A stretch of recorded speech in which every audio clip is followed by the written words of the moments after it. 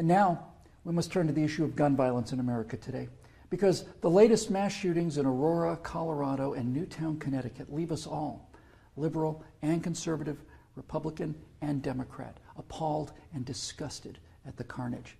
Now, some people, and that includes many of you in this room tonight, want to place the blame for this horror on things like 30-round magazines or semi-automatic rifles. We want to blame something, anything that we can control. But what we really want to ban is violence and murder and insanity.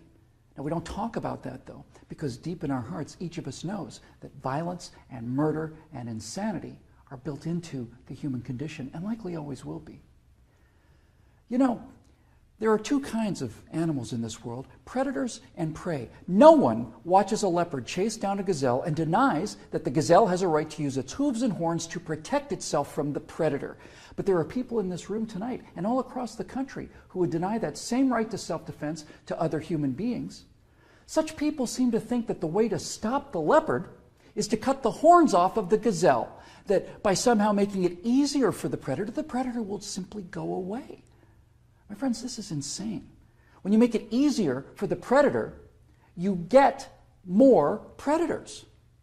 So let's start with the so-called assault weapons, more properly known as semi-automatic rifles. In 2011, the total firearm murders came to 8,583, according to the FBI.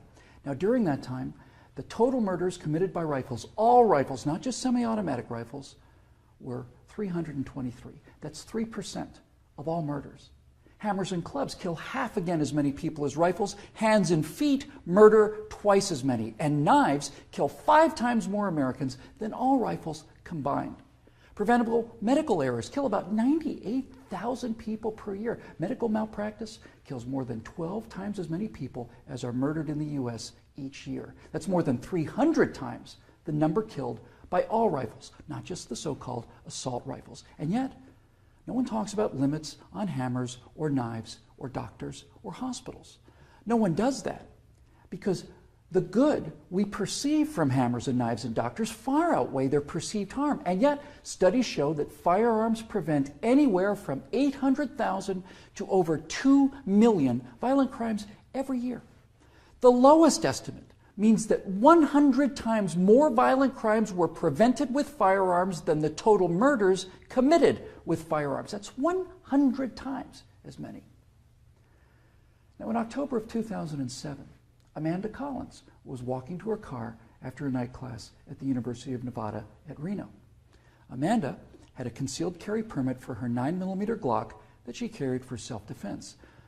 Unfortunately for Amanda, UNR is, like most college campuses, a gun-free zone. So, like the law-abiding citizen that she is, she did not have her gun with her in this gun-free zone when she was attacked by James Bila.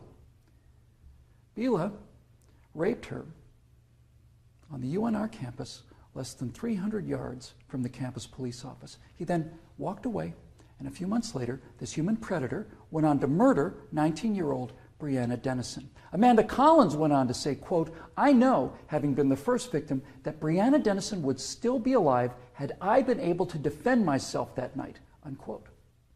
Therefore, I am directing the virtual Attorney General to aggressively challenge any gun control laws that violate Amanda Collins' right not to be raped and Breonna Dennison's right not to be murdered. You're not forced to abandon your First Amendment right when you enter Chicago or New York, or your Fifth Amendment rights when you walk onto a college campus. As virtual president, I will veto on the spot without hesitation, but with a great deal of pleasure, any and all attempts to destroy any of the Bill of Rights, of the Constitution of the United States of America. Because when it's all said and done, the Second Amendment to the Constitution is not there to protect us against criminals, and the people calling for gun control know this. That's why they want gun control instead of crime control. That's why they want laws that, at the stroke of a pen, turn law-abiding citizens into criminals.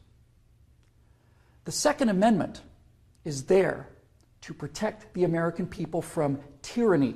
The Second Amendment is there to protect the American people from politicians. The Second Amendment is there to protect the American people from us.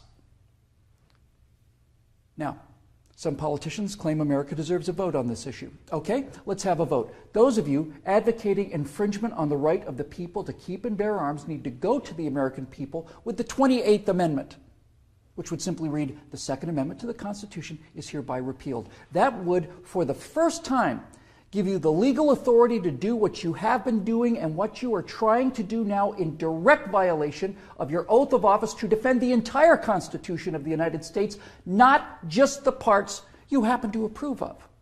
So go ahead, go to the American people and tell them that ultimate power is no longer to be vested in the people who can't be trusted with that power according to you. Tell them only the government can have that power now. You go out there and try to convince the people of the 38 states that you're going to need to get that amendment passed to agree with your opinion of them versus their opinion of you. I dare you. 12 million unarmed men, women, and children were unable to resist being murdered by their own National Socialist government in Germany. Perhaps 50 million unarmed men, women, and children were murdered by their own Union of Soviet Socialist Republics. 50 million Chinese murdered by their own government under Mao, who also disarmed his people.